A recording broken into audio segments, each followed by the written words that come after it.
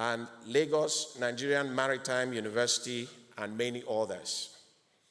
The Human Capacity Development Program has enabled training and provision of sea-time exposure to marine cadets, underwater divers, boat builders, NDT Level 3 certified engineers. Our ICT intervention programs in secondary schools in promotion of STEM education remain very popular and high in demand, with over 100 ICT and science labs completed to date. The teachers in this process were also not left out, with almost 2,000 of teachers trained on STEM education and use of the KYAN device. Under the roadmap, we have trained over 7,000 youths in Bayelsa, Kano, Kaduna, Cross River, and Yobe states on GSM hardware repair and software development. Regarding our commercial ventures portfolio, we partnered with Walter Smith to establish a 5,000 modular refinery in Ibigwe, Imo State. This year alone, the refinery has produced and sold over 170 million liters, or about 3,000 trucks of petroleum products that would have been hitherto imported using our scarce forests. I am happy to say I am happy to announce that the site works for the expansion of the refinery to 10,000 barrel refining commenced in September 2023. And it's also important that within this venture, last year we made profit and NCDMB was paid dividend out of this venture. This year, we've also concluded our board meeting 3 weeks ago, and we are going to receive a handsome dividend through this investment.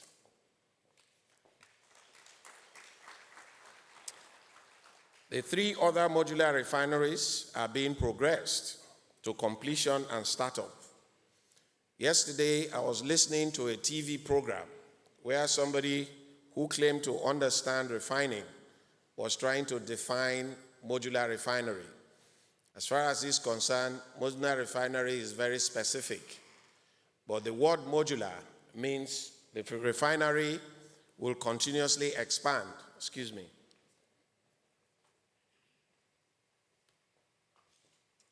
The refinery will continuously expand and is built in modules. That's why in Walter Smith, we started with 5,000. We're moving to 10,000 barrels, and we are also pursuing a condensate refinery of 30,000 barrels alongside NNPC. That is the word modular. So the modular refinery is not a specific refinery designed to produce particular products. In Walter Smith today, we produce AGO, kero, naphtha, and heavy fuel oil. Out of the exporting of naphtha and heavy fuel oil, we've earned almost $50 million in export products of those 2 items. The 3 other modular refineries are being progressed to completion and startup. For example, the financial close to get the remaining funding for Azike refinery is nearing completion with the great support from Afri-Exim Bank. While DuPont refinery in Edo State is technically complete, we are looking at various options and offers before us to bring closure to the partnership in line with our investment policy. The jetty and the FAT for the inside battery limit of the Atlantic modular refinery have been completed. We are now focused on taking delivery of the inside battery limit while exploring all the options open to address the funding challenges hindering the completion of the project. In the area of gas utilization, one of our partners has enabled the utilization of part of the OB3 pipeline with the commissioning of Nedo gas plant, currently injecting lean gas into the gas pipeline infrastructure.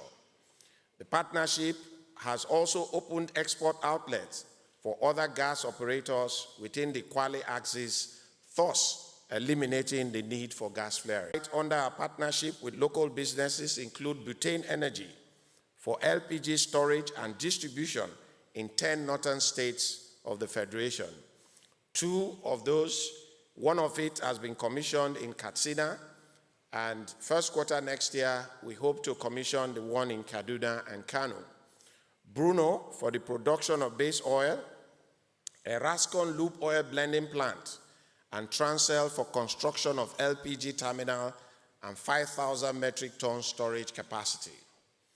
Financial closure required by our partners in Brass Fertilizer for 100,000 metric ton per annum methanol plant, run gas for the manufacturing of LPG cylinder, and SPL Itorogu for gas processing for LPG extraction remain areas of concern. We have commenced discussions on key steps required to cure the issues around these partnerships. These will be presented for consideration and approval to our Governing Council once it is reconstituted. Ladies and gentlemen, permit me to also share our remarkable success in the area of enabling business environment. Under the road from the 27th position in 2019 as an MDA on the ease of doing business ranking to the first position last year and still maintain this position this year.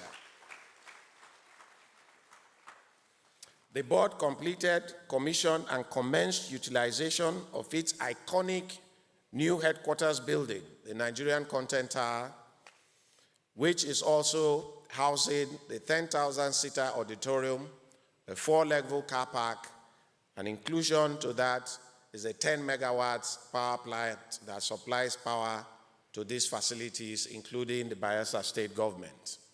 Since the official commissioning in 2020,